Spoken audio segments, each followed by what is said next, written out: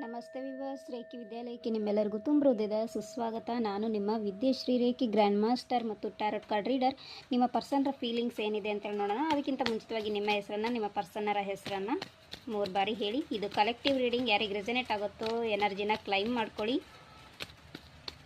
Personal reading ಬೇಕಿದ್ದರೆ screen ಮೇಲೆ ಇರುವಂಥ ನಂಬರ್ಗೆ ಮೆಸೇಜ್ ಮಾಡಿ, ರಿಪ್ಲೈ ಮಾಡ್ತೀನಿ.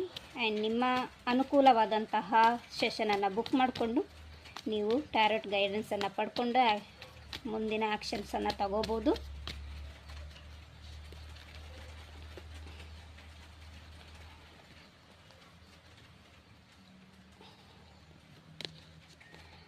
ಓಕೆ, ಇಲ್ಲಿ ಕೆಲವ್ರದ್ದು ಕಾರ್ಮಿಕ್ ರಿಲೇಷನ್ಶಿಪ್ ಎನರ್ಜಿ ಕಾಣಿಸ್ತಾ ಇದೆ. ಸೊ ಒಂದು ಕಾರ್ಮಿಕ್ ಡೆಪ್ತ್ ಎಂಡ್ ಆಗೋ ಒಂದು ಎನರ್ಜಿ ನನಗಿಲ್ಲಿ ಕಾಣಿಸ್ತಾ ಇದೆ. ಬಹುಶಃ ನಿಮ್ಮ ಪರ್ಸನ್ ನಿಮ್ಮಿಂದ ಮೂವ್ ಆನ್ ಆಗಿರಬಹುದು, ಅಥವಾ ನೀವು ನಿಮ್ಮ ಪರ್ಸನ್ನಿಂದ ಮೂವ್ ಆನ್ ಆಗಿರಬಹುದು.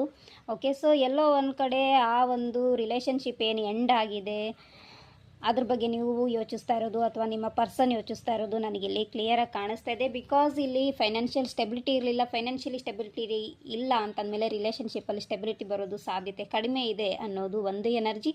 ಇನ್ನೊಂದು, ನಿಮ್ಮ ಮತ್ತು ಅವರ ನಡುವೆ ಕಾರ್ಮಿಕ್ ರಿಲೇಷನ್ಶಿಪ್ ಇರೋ ಕಾರಣದಿಂದ ಕೂಡ ಈ ಒಂದು ರಿಲೇಷನ್ಶಿಪ್ ಎಂಡ್ ಆಗಿರೋದು ಕಾಣಿಸ್ತಾ ಇದೆ. ಆ್ಯಂಡ್ ನೀವೊಂದು ನ್ಯೂ ಹೋಪನ್ನು ಇಟ್ಕೊಂಡಿದ್ದೀರಿ. ಮತ್ತೆ ಪರ್ಸನ್ ವಾಪಸ್ ಬರ್ಬೋದಾ, ವಾಪಸ್ ಬಂದರೆ ನಾನು ಅಕ್ಸೆಪ್ಟ್ ಮಾಡ್ಬೋದಾ ಬೇಡವಾ ಅನ್ನೋ ಒಂದು ಥಾಟ್ ಪ್ರಾಸೆಸ್ಸಲ್ಲಿ ನೀವು ಇದ್ದೀರಿ. ಸೇಮ್ ಥಾಟ್ ಪ್ರಾಸೆಸ್ಸಲ್ಲಿ ಅವರು ಇದ್ದಾರೆ.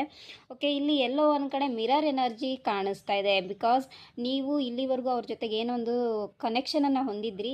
ಸೊ ಈಗಲೂ ನೀವಿಬ್ಬರು ಫಿಸಿಕಲ್ ವೈಸ್ ದೂರ ಆಗಿದ್ರು ಕೂಡ ಟೆಲಿಪತಿಕ್ ವೈಸು ಒಂದಾಗಿರೋದು ಇನ್ನೂ ಕಾಣಿಸ್ತಾ ಇದೆ. ಸೊ ಇನ್ನೂ ನೀವಾಗಲಿ ಅವರಾಗಲಿ ಮೂವ್ ಆನ್ ಆಗಿಲ್ಲ, mental wise, emotional wise.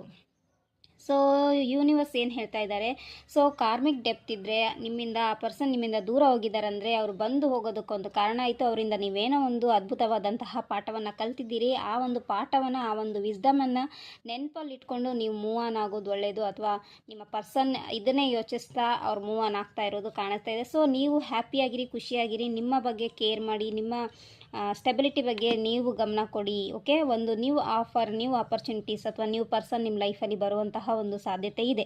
And also ನಿಮ್ಮ ಪರ್ಸನ್ ಅವರು ಕೂಡ ಒಂದು ಹೊಸ ಆಪರ್ಚುನಿಟೀಸ್ ಅಥವಾ ಹೊಸ ಪರ್ಸನ್ ಜೊತೆಗೆ ಒಂದು ರಿಲೇಷನ್ಶಿಪ್ಪನ್ನು ಬಯಸ್ತಾ ಇರೋದು ಇಲ್ಲಿ ಕಾಣಿಸ್ತಾ ಇದೆ.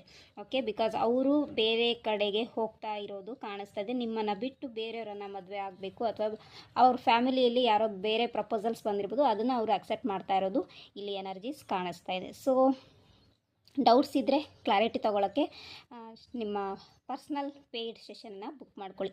ವಿಡಿಯೋ ಲೈಕ್ ಮಾಡಿ, ಶೇರ್ ಮಾಡಿ, ಸಬ್ಸ್ಕ್ರೈಬ್ ಮಾಡಿ. Thank you so much.